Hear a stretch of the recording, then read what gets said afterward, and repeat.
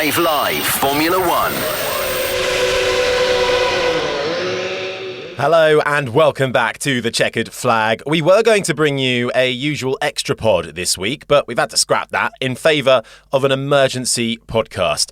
Christian Horner has been sacked as team principal of Red Bull and removed from his operational duties with effect from today. I'm Harry Benjamin and I'm joined by the BBC's F1 correspondent Andrew Benson. Andrew, this is obviously huge news coming in today.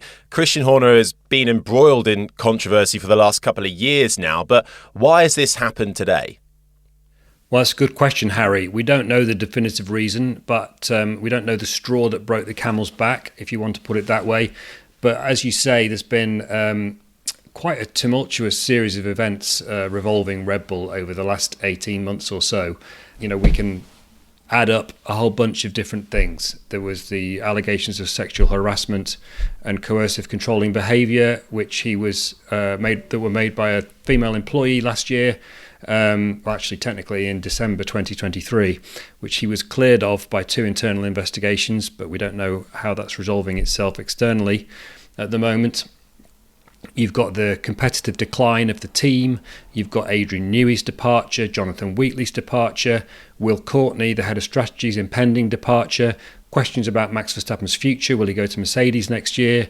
The relationship between Horner and Jos Verstappen, Max's dad, has been very poor for a long time. Add all of that up and you end up here. Well, a statement from Red Bull Managing Director Oliver Mintzlaff said, "We would like to thank Christian Horner for his exceptional work over the last 20 years. With his tireless commitment, experience, expertise and innovative thinking, he has been instrumental in establishing Red Bull Racing as one of the most successful and attractive teams in Formula One. Thank you for everything, Christian, and you will forever remain an important part of our team history." As you were saying there, Andrew, you listed off some of the names of the senior management and senior leaders within that team who have left over the course of the last year. Chief designer Adrian Newey going to Aston Martin, sporting director Jonathan Wheatley heading to Sauber. Whilst it seems that it was their decision to leave and Horner has been sacked as team principal, is this a further emphasis on Red Bull's internal implosion? Well, I think it's an attempt to prevent any further internal implosion, would be the way I would describe it. There's been a lot of disruption at Red Bull, a lot of change at Red Bull. And it goes right back to the death of Dietrich Mateschitz in October 2022, the long-time co-owner of Red Bull. This is the guy who set the team up. It was formed in his image. Horner has led the team from its inception under Mateschitz. But the minute Mateschitz died, there began a power struggle at Red Bull. Horner against Helmut Marko, the motorsport advisor. Shalom Uvidia, the Thai main shareholder of Red Bull GmbH, or Red Bull, the wider company I should say, versus Red Bull GmbH in Austria. And all of those forces have been operating occasionally in harmony, but more often than not in disharmony over the intervening period. And you add into those internal politics these external drivers, a team principal being accused of inappropriate behaviour, a competitive decline, one of the greatest drivers in history being unsettled by everything that's going on around him. And sooner or later, something is going to change, isn't it? And that's where we are. I mean, it's a seismic change. It's a new era almost for Red Bull, but they've still got this talk that won't go away when it comes to Max Verstappen as well. It was the talk of the paddock coming into the British Grand Prix and still remains such. What effect does this have, do you think, on where his future lies? Well, I think we have to wait and see on that one, don't we? I mean, the first important thing to say is that Max Verstappen is very much his own man. Having said that, and as his own man, he will make his own decision on his future. At the same time, there's a very tight 3-person collective at the heart of Max Verstappen's career. And that is Max, obviously, his dad, Jos Verstappen, and their manager, Raymond Vermeulen. And everybody in Formula One knows that Jos Verstappen really does not like Christian Horner. And a large part of his distaste for him dates from the allegations that were made against Horner at the beginning of last year. So I'm not saying that Jos Verstappen will make Max do one thing or another. He absolutely won't. But Horner's removal takes away an obvious element of tension within that particular triumvirate's relationship with Red Bull. It might not make any difference at all to Max's ultimate decision, because ultimately he wants to win, and we don't yet know whether he will think that going to Mercedes for next year is the way is more likely to guarantee him winning than staying at Red Bull. That's a decision I expect him to make within the next few weeks. But certainly the unsettled atmosphere around Red Bull, while on one level it's going to continue because they've now got a new team principal, Horner's gone. Horner's removal takes away, a very, very powerful force within that team, changes it a large amount. But it also takes out the source of tension, and so it's a really interesting development. And I think, unless you are Max Verstappen or Raymond Vermeulen or Jos Verstappen, you don't have any idea at this stage how that's going to go. In the case of Horner, it seems to be certainly sort of a build-up and an amalgamation of all of these things that has led to this point, the controversy and the drop-off in results. But you can't take away for Horner what he's achieved at that team. 6 World Constructors titles between 2010 and 2023, 8 Drivers' World titles between 2010 and 2024. But with the turbulence of the last 18 months and the team going downhill with overall performance, do you think that has tarnished his legacy? Well, tarnishing is a very subjective term, isn't it, Harry? But I think the first thing to say is there's no question that Christian Horner will go down in history as one of the great Formula One team principals. He's led that team to 2 of the most dominant periods in Formula One history. 4 consecutive World Championship doubles with Sebastian Vettel from 2010 to 2013, 4 consecutive Drivers' Championships with Max Verstappen from 2021 to 2024, and 2 Constructors' Championships in that period as well.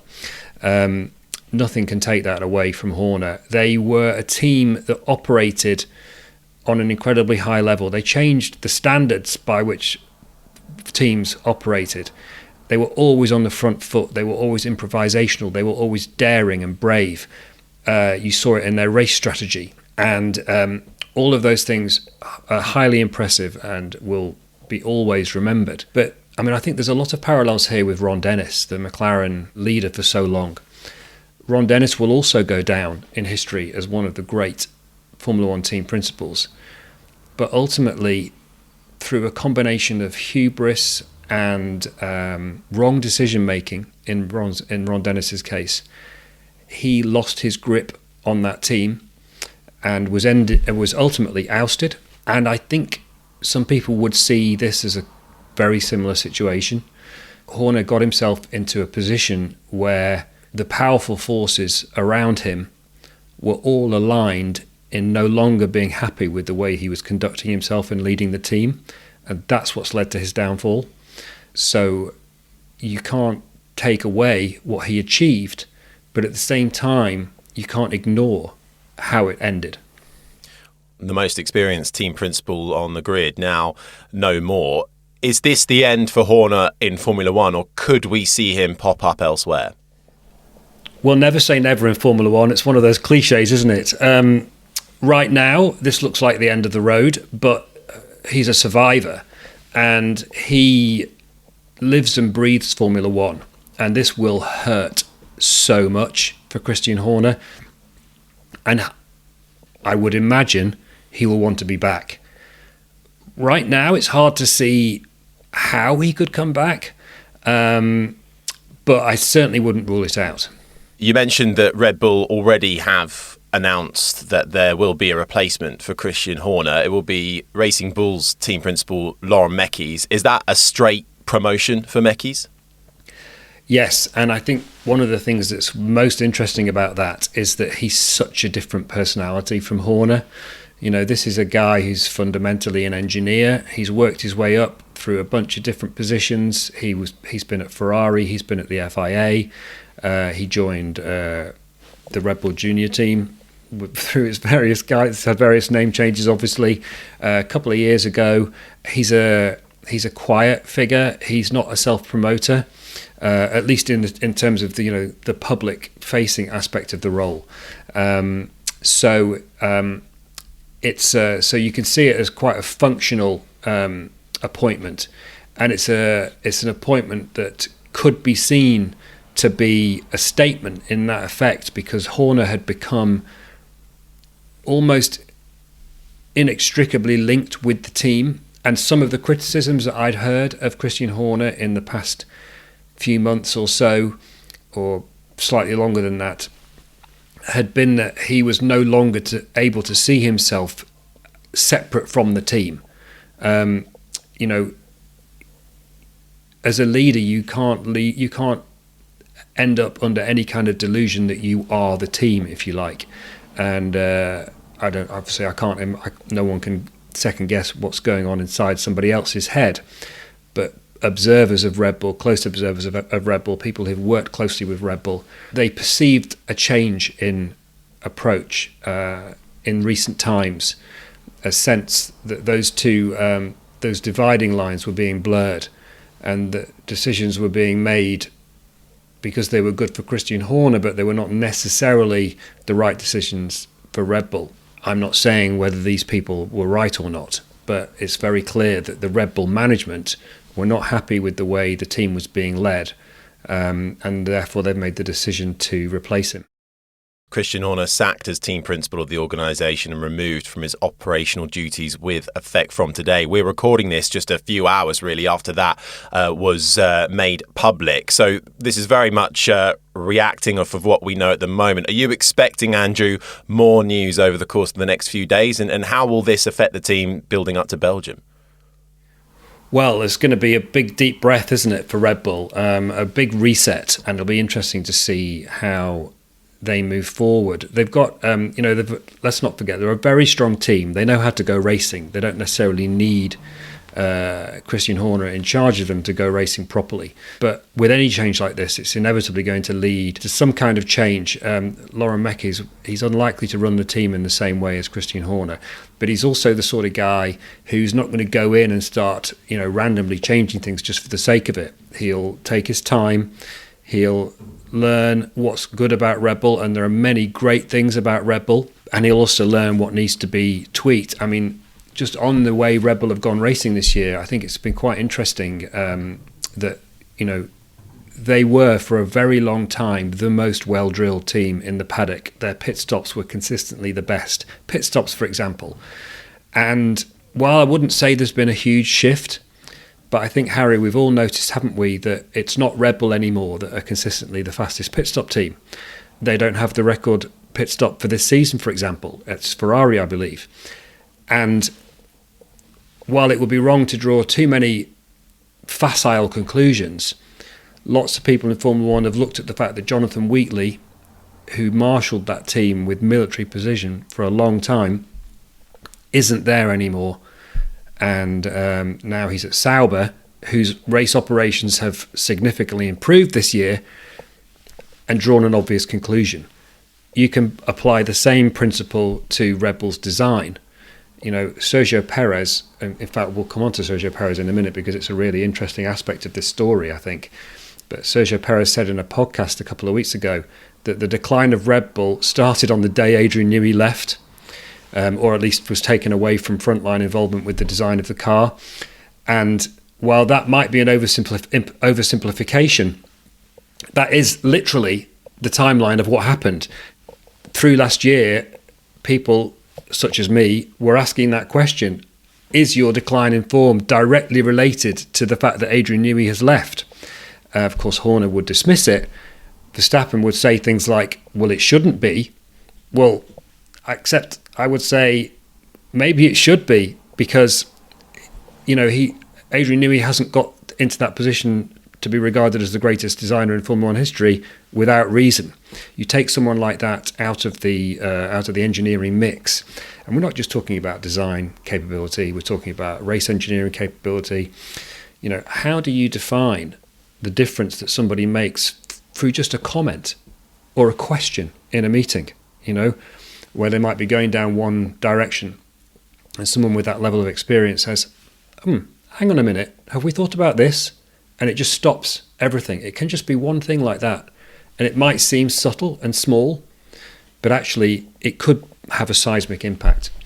Just finally, again, off of the back of this second seat factor as well, Tsunoda's currently in that seat and underperforming and struggling. And as you said, they kind of owned the fact that they haven't been able to support that second car. With Laura Mecki's coming in and his style coming in from the junior team and supporting the younger drivers, do you think that's played a part into why he's been the man to step up? Do you think that is a move in the right direction? I honestly don't know. Red Bull are very locked down today. They're not saying anything other than the official statement, so it's hard to be absolutely sure why they make decisions. I mean, he's the obvious choice. You know, had this happened a year ago, Jonathan Wheatley would have been the obvious choice to step into that role. In February last year, when the sexual harassment allegations first became public, I believe that Wheatley internally put himself forward as a potential replacement should they decide to get rid of Horner at the time. He's not there anymore, so they can't choose him. There's no one, obviously, within Red Bull who could step into this role. What else were they going to do apart from appoint Laura Mecki's in this scenario? I'm not saying that he's a caretaker manager, you know, to put it into football parlance. He may stay there for a good time, but it was like there was nothing else. On the subject of Perez, by the way, we didn't really cover that when we were originally talking about the sort of build-up of reasons as to how this came to pass, this Horner situation. But let's not forget that even the Perez situation on its own could be considered enough for executives who run Red Bull to start asking serious questions. Let's just rewind for a minute. Around about Monaco last year, they signed Sergio Perez to a new 2-year contract taking him to the end of 2026, when there was no obvious or good reason why that should happen. His form had already started to fall off, as it had the previous year. They didn't need to give him a 2-year contract. He would have signed a single-year contract. And by the end of last year, they paid him off to not drive for them for 2 years. And I'm told that number is 18 million euros. So, and then they bring in Liam Lawson, which people questioned at the time. Should it have been Lawson? Should it have been Yuki Tsunoda? Got rid of him after 2 races, replaced him with Tsunoda, not significantly better. Neither of them obviously better, quite considerably worse, in fact, than Perez had been, even though Perez was struggling. So you've got a whole bunch of issues there. You've got questionable decisions about driver choice. You've got a misunderstanding of why the second driver isn't performing. You've got an inability to stop the second driver underperforming. And then you have got the rest of the picture going on as well, with the team declining and all the other stuff we talked about. So in some ways, it's actually a surprise that this situation hasn't happened earlier, you know? And I think that's why I thought about a few minutes after the sort of initial impact of this had settled down this morning, obviously there was an immediate sort of buzz of adrenaline as I was starting to get some messages earlier this morning. Oh, have you heard Horner's gone? And of course I was trying to stand the story up, and in the process of trying to stand the story up, I was nearly there, and then the statement came out, because we have to be super sure, Harry, in the BBC, that we're absolutely locked on, whereas some other media publications can take slightly more risks than we can. I think my overwhelming emotion, I think, is that you would sum this up as a shock, but not a huge surprise. Ultimately, though, this isn't going to be a quick fix for Red Bull when it comes to their on-track performance. We're not suddenly expecting them to have both cars fighting for podiums and wins, are we? There's more deep-rooted problems than that. Yeah, team principle won't make that change, that's for sure. But I think what it might do is that, you know, they've ended up down a situation where, partly because of Max Verstappen and his unique and very singular driving style, it seems like they've ended up with a car that only he can drive, or certainly only a very, very highly skilled world-class level driver can drive.